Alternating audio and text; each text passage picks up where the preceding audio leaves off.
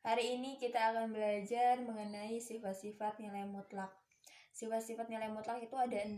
Sifat yang pertama yaitu mutlak X sama dengan mutlak negatif X. Nah, di definisi kita sudah belajar bahwa mutlak X itu akan bernilai positif dan akan bernilai negatif. Contohnya, mutlak dari 9 sama dengan mutlak dari negatif 9. Mutlak dari 9 itu sudah benar, dia bernilai positif, dan negatif 9 ini kita cari dengan negatif dikali negatif 9. Negatif kali negatif hasilnya positif. Nah, ini nilainya sudah sama, berarti sifat 1 itu benar bahwa mutlak X itu sama dengan mutlak negatif X. Kemudian sifat yang kedua. Sifat yang kedua ialah mutlak X sama dengan akar dari X kuadrat. X kuadrat ini dia bernilai positif. Jika kita akarkan, akan juga bernilai positif. Contoh, mutlak dari 3 sama dengan akar dari 3 kuadrat. Mutlak dari 3 itu kan pasti positif. 3 kuadrat itu berapa sih? 9. Akar 9 yaitu 3. Nah, ini hasilnya sudah sama, berarti sifat yang kedua itu benar bahwa mutlak X sama dengan akar dari X kuadrat. Sifat yang ketiga. Sifat yang ketiga ini sama dengan sifat yang pertama, bedanya ialah ada tanda kuadratnya. Contoh, mutlak 5 kuadrat sama dengan mutlak negatif 5 kuadrat. 5 kuadrat itu berapa? 5 dikali 5, 25. Nah, mutlak dari 25 sama dengan negatif 5 kuadrat. Negatif 5 kali negatif 5 hasilnya 25. Nah, ini hasilnya sudah sama, 25 sama dengan 25. Benar berarti sifat yang ketiga. Kemudian sifat yang keempat, yang A, mutlak X min Y sama dengan mutlak Y min X. Ini tinggal dibalik aja. Contohnya, mutlak 12 dikurangi 1, 12 dikurangi 1 dulu berapa? 11. Sama dengan 1 dikurangi 12. 1 dikurangi 12 itu berapa? Negatif 11. Nah, kalau sudah ada tanda mutlaknya berarti dia bernilai positif. Nah, ini negatif 11 dimutlakkan. Caranya negatif dikali negatif 11. Negatif kali negatif hasilnya positif. Sudah sama. Berarti benar sifat yang keempat. Kita lanjut sifat yang keempat bagian B, yaitu mutlak X dikali Y sama dengan dipisahkan mutlak X dikali mutlak Y. Contoh, mutlak 3 dikali 5. Kalau bentuknya seperti ini, kalian kalikan dulu 3 dengan 5-nya sama dengan 15.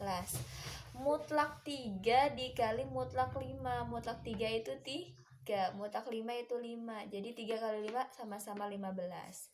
Kemudian yang C, mutlak X dibagi Y sama dengan mutlak X dibagi mutlak Y. Kalau yang tadi itu perkalian, kalau yang sekarang pembagian. Contoh, mutlak 2/3 sama dengan mutlak 2 per mutlak 3. Hasilnya sama-sama positif 2/3.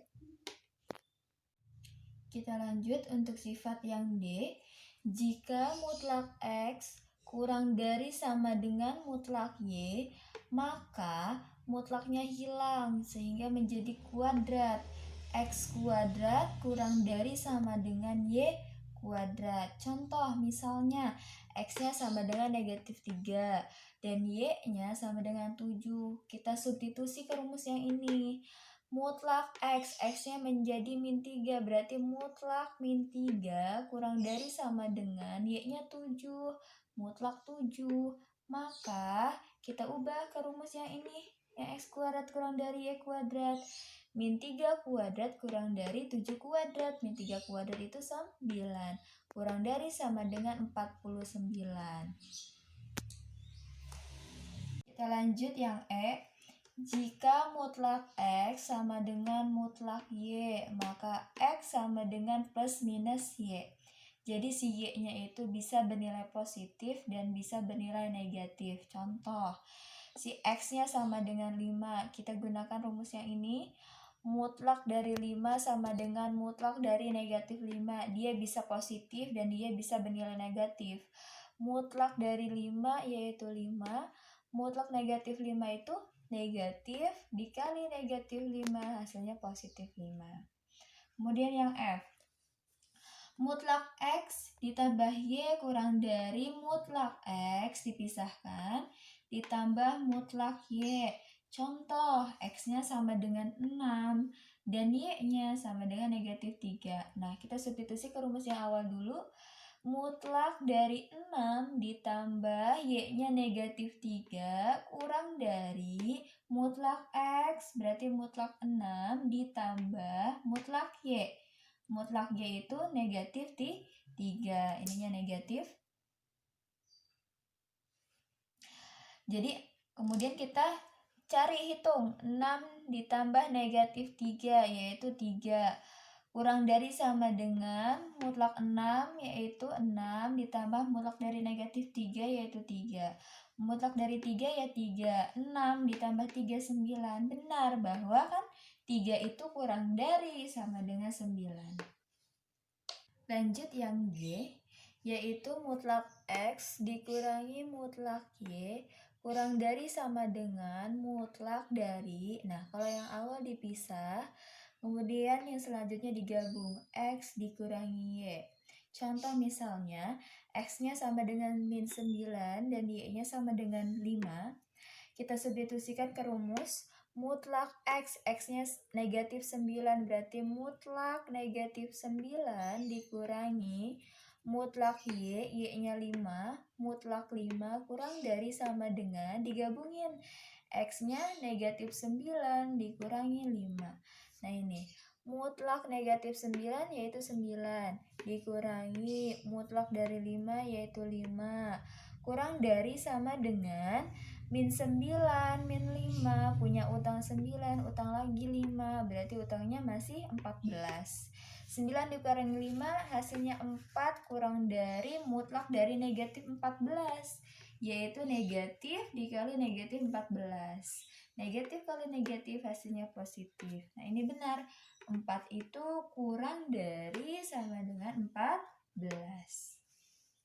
Kita lanjut ke sifat yang kelima, yaitu negatif mutlak X kurang dari sama dengan X kurang dari mutlak X. Jadi X-nya itu ada di antara negatif mutlak X sampai mutlak X. Contohnya, misalnya X-nya itu sama dengan 7. Berarti negatif mutlak 7 kurang dari negatif 7. Negatifnya hilang sehingga menjadi 7 sama dengan 7. Sehingga 7 itu ada di antara mutlak negatif 7 sama dengan mutlak 7. Jadi si 7-nya ini lebih dari negatif mutlak 7 dan si 7 ini kurang dari mutlak 7. Kemudian yang B, misal X-nya sama dengan negatif 3. Ini negatif mutlak dari negatif 3 sama dengan negatif dari negatif dikali negatif 3. Hasilnya positif 3 kan yang ini? Nah, positif 3, kemudian depannya ada negatif, dinegatifkan lagi. Ini negatif 3 sama dengan negatif 3, jadi sama-sama bernilai negatif. Jadi si negatif 3 ini lebih dari negatif dari mutlak negatif 3, dan si negatif 3 ini kurang dari mutlak negatif 3. Nah ini kalau yang sifat yang kelima ini kita gunakan si sifatnya mutlak negatif mutlak X kurang dari mutlak X. Sifat yang keenam, yaitu untuk X, A anggota bilangan real dan A-nya lebih dari 0, yaitu bilangan real itu bilangan yang dimulai dari angka 1.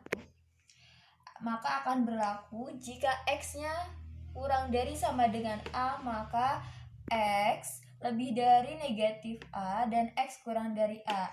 Nah ini kalau kita menggunakan garis bilangan, itu kan ada dia ke sebelah kiri bernilai negatif, kalau sebelah kanan bernilai positif. Karena si X-nya itu ada di antara negatif A sampai dengan A, maka kita ambil yang bagian tengah-tengahnya ini. Nah ini si nilai X-nya. Kemudian yang keduanya, Jika mutlak X lebih dari sama dengan A, maka X-nya kurang dari sama dengan negatif A atau X-nya lebih dari sama dengan A. Nah ini beda dengan yang atas. Kalau yang atas kita ambil tengahnya, kalau yang B kita ambil ujung-ujungnya. Karena X-nya kurang dari negatif A. Negatif A itu ke sebelah kiri. Nah si X-nya katanya kurang dari. Berarti kalau kurang dari, dia bergerak ke arah kiri. Kemudian atau X-nya lebih dari A. A-nya ke sebelah kanan. Kalau dia lebih dari, berarti dia bergerak ke sebelah kanan. Contoh, yang A, mutlak X kurang dari sama dengan 8, maka X-nya lebih dari negatif 8 dan X-nya kurang dari 8. Nah ini, misalnya X-nya sama dengan 3, maka mutlak dari 3 kurang dari 8. Benar kan? 3 itu kurang dari 8, berarti dia benar.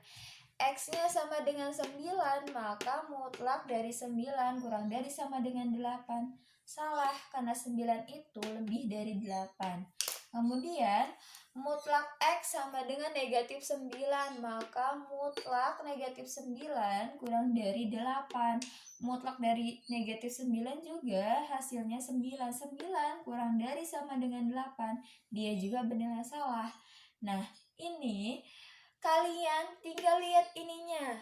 Dia kurang dari sama dengan 8, berarti si X-nya tidak boleh lebih dari 8. Bolehnya dia kurang dari 8. Yang B, mutlak X lebih dari sama dengan 4, maka X-nya kurang dari negatif 4 atau X-nya lebih dari sama dengan 4. Nah, misalnya si X-nya sama dengan 5, maka mutlak dari 5 lebih dari sama dengan 4. Ini benar, 5 itu lebih dari 4. Kemudian X-nya sama dengan negatif 7, maka mutlak dari negatif 7 itu 7. 7 lebih dari sama dengan 4, dia bernilai benar. Kemudian yang X-nya sama dengan negatif 3, maka mutlak dari negatif 3 lebih dari sama dengan 4. Benar gak sih 3 itu lebih dari 4? Salah kan? Harusnya 3 itu kurang dari 4. Nah, maka untuk X-nya sama dengan negatif 3, dia bernilai salah. Bedanya, kalau yang A kita cari nilai yang kurang dari si angka ininya. Kalau yang B kita cari nilai yang lebih dari si angka yang sebelah kanannya. Cukup sekian pembelajaran kita hari ini mengenai sifat-sifat nilai mutlak. Kemudian kerjakan latihan soalnya menggunakan sifat yang keempat, yang bagian G, dan kerjakan latihan soal nomor 1. Terima kasih, mohon maaf apabila ada kesalahan. Wassalamualaikum warahmatullahi wabarakatuh.